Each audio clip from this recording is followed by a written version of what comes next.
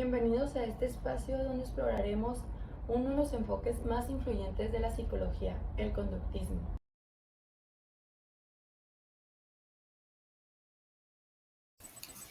Bueno, yo les voy a hablar sobre la teoría de John Dollar y Neal Miller. Por su lado, tenemos a John Dollar, el cual nació en Wisconsin en 1900. Este obtuvo un doctorado en sociología en la Universidad de Chicago y estudió psicoanálisis en el Instituto de Berlín. Conforme vayamos viendo el trabajo de los dos, veremos que tuvieron mucha influencia del psicoanálisis de Freud. Sin embargo, lo reconstruyeron a su manera y con su tipo de aprendizaje que ellos creían. Enseñó antropología, psicología y sociología en Yale. Él por sí mismo investigó los problemas de las relaciones raciales y de la clase social, ya que él estaba convencido de que se puede predecir mucho sobre una persona si se comprende la cultura en la que nació en ese momento. La clase social determina una gama de experiencias de aprendizaje específicas. Por otro lado, Neal Miller nació en Wisconsin en 1909, siendo ya que su padre era un psicólogo educativo. Miller obtuvo un doctorado en psicología en Yale, donde estudió con Clark Hull. Este estaba especializado en la teoría del aprendizaje y reducción de pulsiones. Al incorporarse al Instituto de Relaciones Humanas de Yale, comenzó a colaborar con Dollar,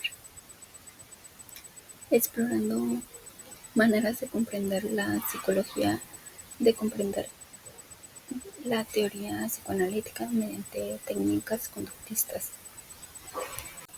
Bueno, y por otro lado también tenemos la psicoterapia de Dollar y Miller, los cuales para ellos implicaba desaprender hábitos viejos, ineficientes e improductivos, y sustituirlos con respuestas nuevas, más adaptativas y productivas. Ellos tenían dos fases en la terapia, la cual una era la fase expresiva, en la cual se basa en que en esencia el procedimiento implica proporcionar denominaciones apropiadas para las respuestas del paciente. Esto también quiere decir que en esta fase el paciente se expresa de una manera más libre, cuenta cuál es el problema, qué es lo que lo está haciendo sentir mal, y para aprender sobre esto. Los hábitos neuróticos son estudiados, examinados e identificados de modo que el paciente pueda desaprenderlos. Por esto mismo es importante saber cómo qué se siente para que de esta manera se pueda desaprender esta actitud y él pueda seguir adelante. Por otro lado tenemos la fase de ejecución, la cual quiere decir que el paciente debe adquirir respuestas y hábitos nuevos, más adaptativos y productivos, y es alentado a aplicarlos. Por ejemplo, podemos poner el caso donde el paciente está en un trabajo que no le gusta, que no le agrada y que tiene problemas con su jefe. Sin embargo, pues no tiene el valor de expresarlo o algo por el estilo, o también en el ámbito familiar, que tal vez tenga un problema con alguien familiar y no se atreve a expresarlo. Y esto es en la fase de ejecución, se hace que el paciente aprenda a expresarse y aprenda a sobrellevar y aprenda a cambiar el hábito, y que esto le favorezca a él. Bueno, también tenemos la teoría del aprendizaje, de la cual Dollar y Miller se inspiraron en varias teorías del aprendizaje, de las cuales ellos tomaron prestados algunos principios básicos del condicionamiento, como el de Ivan Pavlov y Skinner. Ya que según Dollar se puede predecir mucho de un individuo sin saber nada de él, simplemente con conocer su cultura en la que nació. Es como lo que les comentaba al inicio sobre un poco de su biografía, que él se trató de centrar mucho individualmente sobre cómo eran las personas, la raza y la clase social, porque él decía que se podía predecir la actitud de esta persona conforme el lugar donde nació. Para esto tenemos 4 conceptos de la teoría del aprendizaje, en los cuales el primero es el impulso, el querer algo. Este nos habla sobre un estímulo fuerte que impulsa a la acción. Por ejemplo, aquí yo puse un ejemplo sobre cuando tienes hambre. Cuando tienes hambre, pues, ¿cuál es tu impulso? O sea, ¿quieres eso? ¿Quieres comer algo? Piensas en qué comida se te antoja, ¿no? Por otra parte tenemos el de señal, notar algo. Las señales son estímulos discriminatorios que se perciben en el momento de la conducta. Esto quiere decir que, por ejemplo, tú pasas por algún restaurante, por algún lugar y ves un letrero de comida y que esa comida te gusta mucho a ti, pues inmediatamente dices como de, pues quisiera comprar comida en este establecimiento, porque el impulso de querer comer te llevó a que te apareciera algo, algún letrero, algún anuncio o algo así, y tú dijeras, bueno, esto voy a comer. Y respecto a esto tenemos la respuesta, que es hacer algo. ¿Qué haces tú cuando ya tuviste el impulso, ya tuviste la señal y ahora tienes la respuesta? ¿Qué haces? Pues ir a comprar al establecimiento que más te gusta, que más te llama la atención, y esto para pues satisfacer el hambre, ¿no? La respuesta es más que nada cualquier comportamiento sujeto a cambios a través del aprendizaje de una respuesta. Y por último tenemos la recompensa, que esta es obtener algo. En este caso es obtener el comer, o sea, ya tuviste el impulso, que tenías hambre, ya viste la señal, ya tuviste la respuesta, que es ir a comprar, y ahora lo que viene es la recompensa, que es adquirir los alimentos. Esta no es posible si no está el impulso. Si no existe el impulso, esta no es posible de completarse. Y bueno, el aprendizaje solo ocurre cuando tu respuesta dominante no recibe una recompensa, lo cual te motiva a probar algo diferente. Lo que te da la oportunidad de aprender algo nuevo. Cuando la nueva respuesta recibe una recompensa favorable, es más probable que se repita. Por ejemplo, esto quiere decir que cuando, por ejemplo, tú tuviste alguna respuesta, o sea, ya pasaste por el impulso, por la señal, por la respuesta, pero no obtuviste alguna recompensa, esto quiere decir que puede que dejes de hacer esa cosa porque no obtuviste nada a cambio. Y sin embargo, si obtienes algo a cambio, o sea, si en el momento en que tú ya tuviste una respuesta y ahora obtienes la recompensa, es más probable que ese aprendizaje, ese seguimiento a la conducta se vuelva a repetir. Y esto es lo que nos decía Dora Ingle son solo algunas cosas sobre lo que ellos nos comentan. Por mi parte sería todo. Gracias.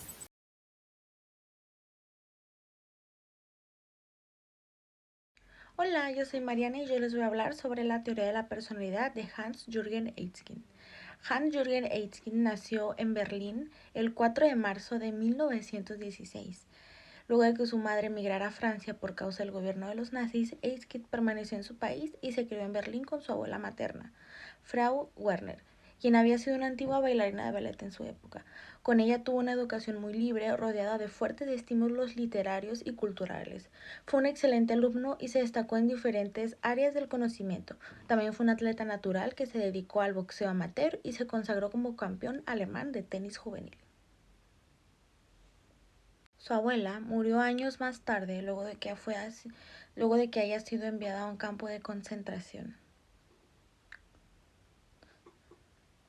En palabras del mismo Einstein, Ella fue la persona a quien más quería y no se pueden imaginar mis sentimientos cuando fracasaron nuestros esfuerzos por sacarla fuera de Alemania. Antes del comienzo de la guerra fue enviada a un campo de concentración y murió en algún momento entre 1941 y 1942. Einskind se fue de Alemania en 1934. Una de las principales razones para abandonar su país fue que su vida corría peligro por ser simpatizante de la causa judía. Einskind describe: para mí Hitler y el nazismo era una abominación, la libertad y la libre expresión una necesidad. Sabía que no había futuro para mí en mi tierra. Por dicha razón decidió migrar a Francia. Estudió psicología en el University College de la Universidad de Londres. Obtuvo la licenciatura con matrícula de honor en 1938 y el doctorado en psicología en 1940. Su doctorado fue de psicología de la estética. Una de las figuras que influyó en la formación de Einskind fue Audrey Lewis, 1975, quien lo incorporó tempranamente en el Munsell Hospital de Londres. En este hospital psiquiátrico dedicado tanto a la investigación como al tratamiento y vinculado con la Universidad de Londres, Einskind ejerció como psicólogo clínico y como investigador, y comenzó a formar su modelo de la personalidad. Pasó ahí más o menos medio siglo observando, investigando, analizando datos y estudiando más tarde. Más tarde, Lewis logró fundar allí mismo el Instituto de Psiquiatría, donde Einskind pasó a dirigir el Departamento de Psicología entre 1950 y 1955. El modelo Paine de Einskind, una visión biológica de la personalidad.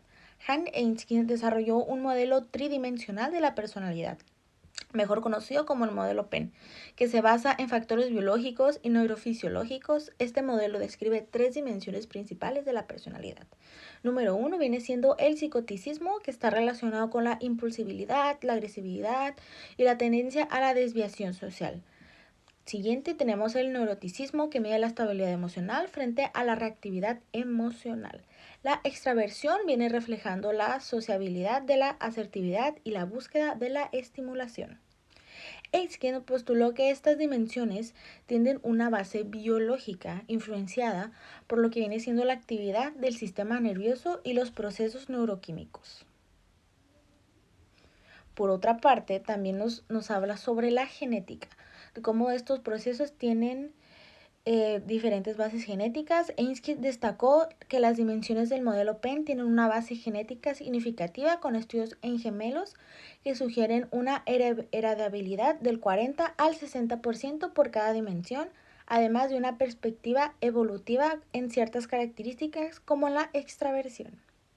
Asimismo, Einskind estableció criterios para la identificación de factores. Einskind estableció 4 fundamentales para la identificación de un factor de personalidad. Tenemos fiabilidad psicométrica, que el factor debe ser consciente y reproducible a través de diferentes pruebas y contextos. La heredabilidad, como ya mencionabas anteriormente, debe existir una base genética para el factor, lo que implica que las diferencias individuales en este factor tienen un componente hereditario significativo, como el ejemplo de los gemelos. Coherencia teórica, el factor debe encajar lógicamente dentro de una teoría psicológica coherente, asegurando que su existencia tenga sentido dentro del marco conceptual propuesto. La relevancia social, el factor debe estar relacionado con variables socialmente significativas como la delincuencia, el rendimiento académico o la propensión a trastornos psicológicos o psiquiátricos. De mismo modo, existen instrumentos de medición de la personalidad según Einskind. Einskind desarrolló una serie de cuestionarios para evaluar las dimensiones fundamentales de la personalidad, que viene siendo extraversión, neuroticismo y psicoticismo. A continuación les voy a presentar los principales instrumentos. Les voy a presentar 2 que son los más populares que encontré. Tenemos el Einskind's Personality Introversion con su abreviación EPI. Fue hecho en el año 1965. Evaluar las dimensiones extraversión y neuroticismo. Consta de 57 ítems con respuestas de tipo sí y no. Incluye una escala de sinceridad para detectar respuestas socialmente deseables. Está disponible en 2 formas paralelas, A y B, para permitir su aplicación en retest sin interferencias por memoria. Tiene una duración de aproximadamente unos 10 a 15 minutos. Está adecuado para adolescentes a partir de los 14 hasta los adultos. Es utilizado principalmente en contextos clínicos, educativos e industriales. Luego tenemos el Einskind Personality Questionnaire, EPQ. Fue hecho en el año de 1975. Evalúa extraversión, neuroticismo y psicoticismo y la sinceridad también. Evalúa la sinceridad. Se caracteriza porque cuenta con 81 ítems. Este es un poquito más largo. Igual tiene respuestas de tipo sí y no. Incluye una escala de seriedad para identificar respuestas socialmente deseables. Tiene una aplicación de entre una duración de unos 15 a 30 minutos. Está disponible en versión para adultos y versión para jóvenes. Es utilizado en contextos clínicos, educativos e industriales, como la selección de personal más o menos. Tiene una versión un poquito más extendida de 83 ítems y una de 48 ítems, dependiendo de la situación y de la persona.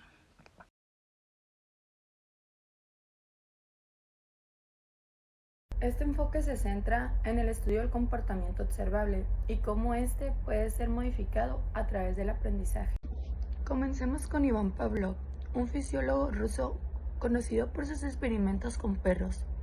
Pavlov descubrió el condicionamiento clásico, un tipo de aprendizaje en el que el estímulo neutro llega a provocar una respuesta automática después de ser emparejada repetidamente con un estímulo que sí la provoca. Ahora pasemos a Skinner, psicólogo estadounidense que desarrolló el condicionamiento operante. A diferencia de Pavlov, Skinner se enfocó en cómo las consecuencias de una conducta afectan su repetición, utilizando la caja de Skinner, para estudiar cómo las recompensas o castigos aumentan o disminuyen una conducta. El enfoque conductual tiene numerosas aplicaciones en la vida cotidiana. En la educación, los profesores usan reforzadores para motivar a los alumnos, ya sea dándoles algún premio, subiéndoles algún punto. En la terapia conductual se ayuda a las personas a cambiar hábitos no deseados como el dejar de fumar, dejar de tomar, etc. En el entrenamiento animal se usa el condicionamiento para enseñar conductas específicas. El enfoque conductual, con sus raíces en trabajos de Pavlov y Skinner, nos muestra que el comportamiento puede entenderse, precedirse y modificarse a través de sus teorías. Hoy contamos con herramientas prácticas y efectivas que se usan mucho en nuestras vidas.